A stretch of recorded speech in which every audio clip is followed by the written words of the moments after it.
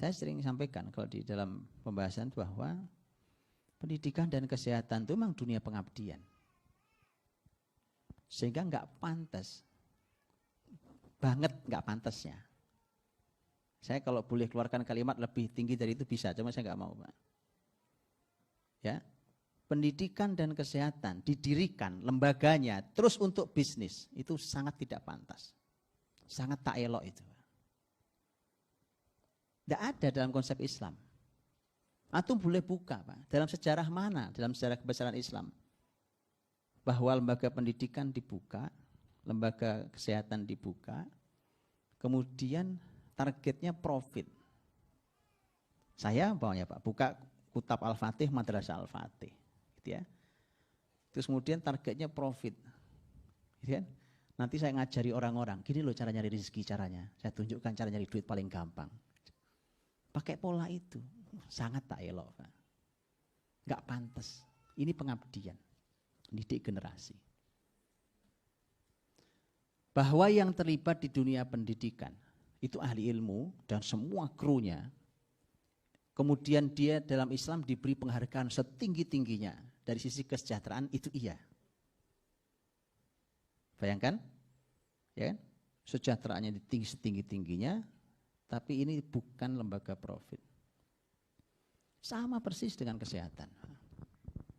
Persis sama dengan kesehatan. Kesehatan persis sama. Orang sakit, Pak. Saya sering bilang, saya itu punya teman punya rumah sakit, Pak.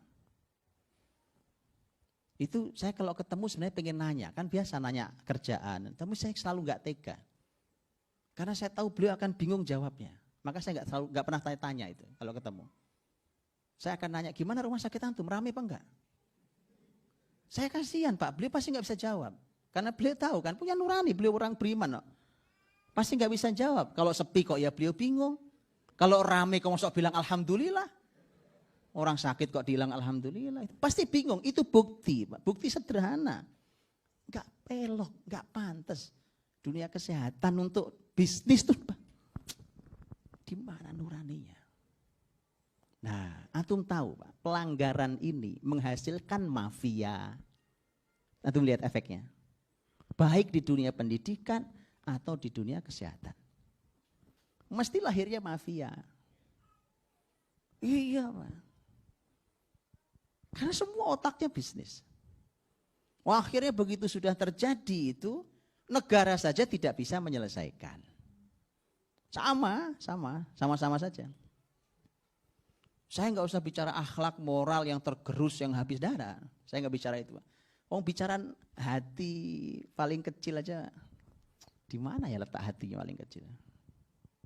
Nah, untuk itu, karena itulah ruh dalam Islam, mendidik, menangani orang, membantu saudaranya yang sakit.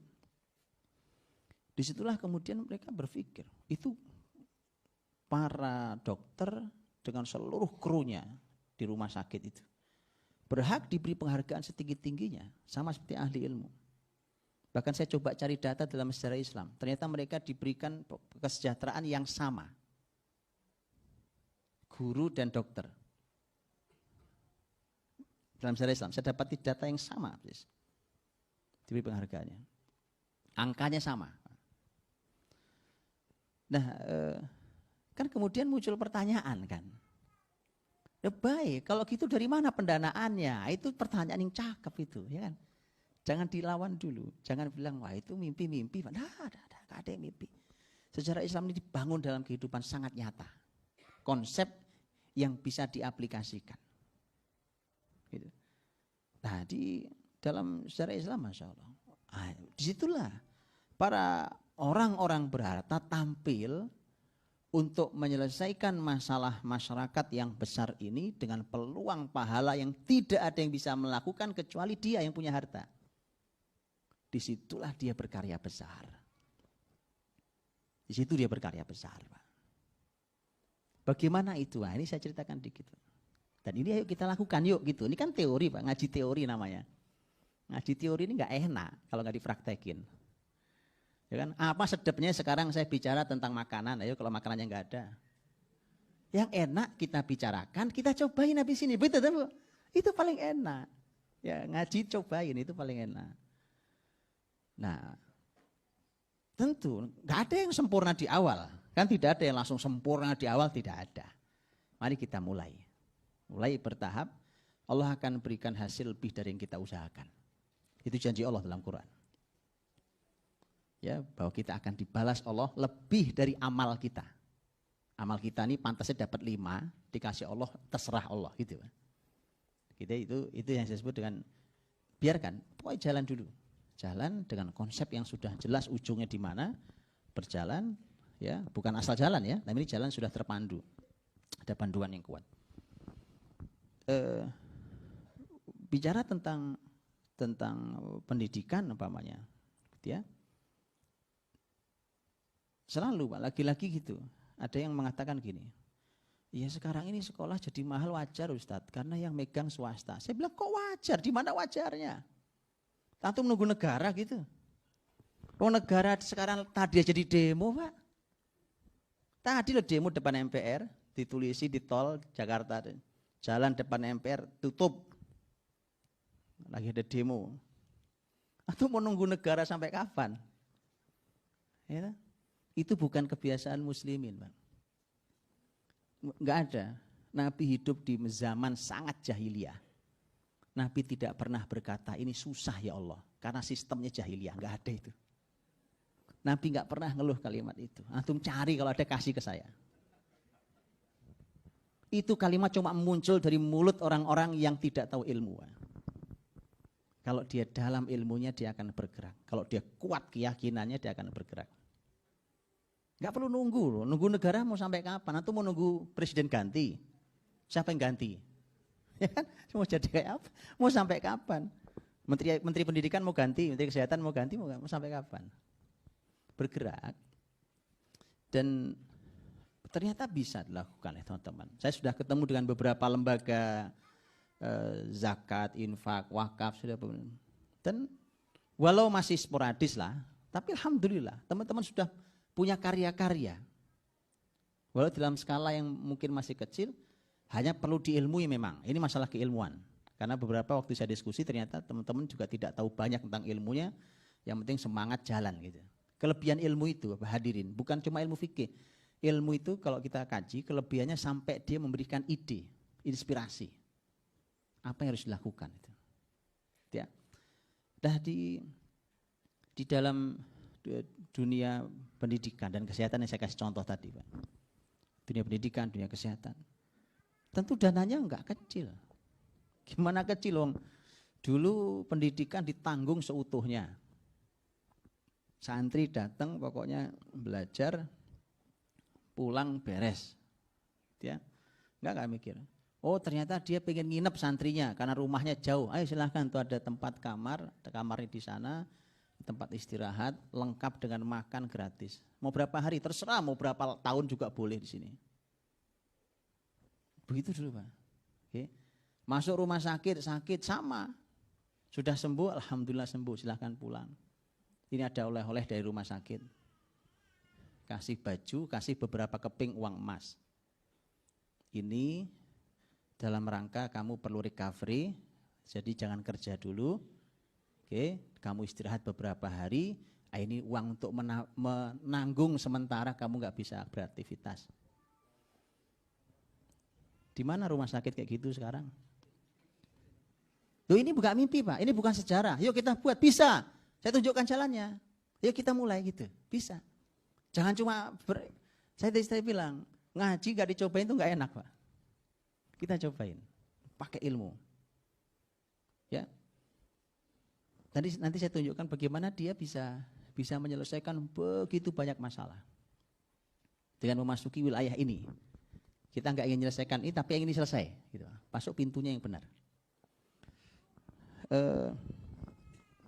Tadi saya sudah bilang bahwa donasi, yang sifatnya donasi pribadi. Donasi pribadi anggaplah kalau bahasa kita donasi sekarang, tapi bahasa sebenarnya bahasa sodako, infak gitu ya. Penting, tetap penting. Tapi itu tidak sistemik Pak.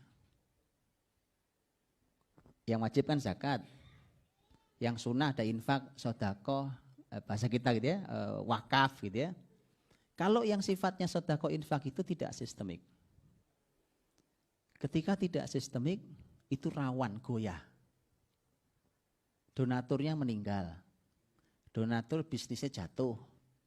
Donaturnya ada masalah di keluarga besarnya. Donaturnya apa umpamanya. Qadarullah ada masalah. Mungkin dia masih kaya tapi ada sesuatu. Berhenti, Pak.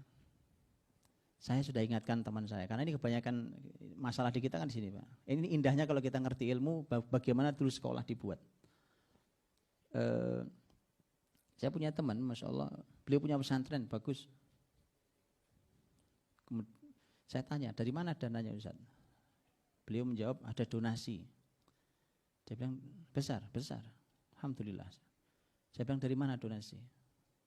Dari istri pejabat tinggi di negeri ini, saya nggak sebutkan namanya karena Bapak Ibu kenal. Saya bilang, Ustadz hati-hati. Donasi itu sangat lemah, ringkih sekali, mudah sekali jatuhnya, mudah sekali hilang setiap saat. Itu dipakai dalam Islam halal dipakai, tetapi dia bukan tempat bersandar. Bahaya bersandar di seringkih itu. Benar, Pak. Ketemu saya belum lama. Nguber. Ayo dong Budi, cariin saya linknya. Saya bilang, kenapa? Donasi yang kemarin gimana? Waduh, itu sudah mulai itu sudah ngaco. Benar, Pak. Karenanya dalam Islam, yang namanya infak sedekah itu jalan terus, Pak. Donasi mau gede-gedean nggak apa-apa. Siapapun, Abdurrahman bin Auf umpamanya memberikan hartanya kepada veteran perang Badar yang masih hidup.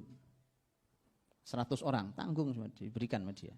Tapi donasi sifatnya gitu ya, infaknya. Atau umpamanya Nizamul Mulk, menteri yang paling luar biasa dalam sejarah Islam. Di zaman dinasti Saljuk. Punya madrasah dinamai dengan nama dirinya Madrasah Nizamiyah. Madrasah Nizamiyah itu umurnya 4 abad, Pak. Gitu? Itu amal kita lebih panjang dari umur kita, itu maksudnya.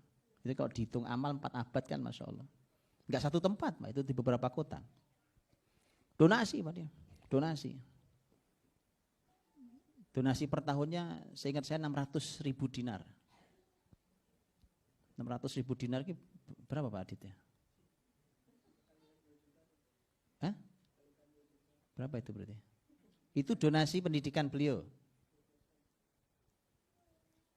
Donasi pendidikan beliau sampai itu donasi, Pak, sifatnya donasi. Tapi tadi donasi itu ini kan menteri, Pak, dipanggil sama rajanya. Sini. Malik Shah nanya, sini. Kamu besar sekali mengeluarkan uang pribadimu untuk donasi sekolahan. Jawabannya Nizamul Mulk. Jawabannya adalah apa yang Allah berikan pada saya jauh lebih besar daripada ini. Sehingga tak pantaskah saya melakukan ini. Begitu. Gak pakai uang negara, uang pribadi. Dan Nizamul Mulk kemudian juga berkata, karena saya sadar saya bukan ahli ilmu. Makanya saya ingin ikut dalam gerbongnya para ahli ilmu. Saya ngajar ilmunya gak cukup. Tapi saya punya uang. Udah, saya ikut gerbongnya para ahli ilmu. Itu semboyannya Nizamul Mulk. Nah, Nizamul Mulk kemudian itu donasi. Bukan sistem. Nah, Islam menyediakan yang sistem, itu wakaf. Wakaf itu sistemik, Pak. Sayangnya wakaf itu masih sangat belum dipahami oleh banyak orang, bahkan oleh lembaga wakaf. Ilmu wakaf sendiri belum dipahami. Ya, Pak, saya sudah berdiskusi berkali-kali dengan beberapa lembaga.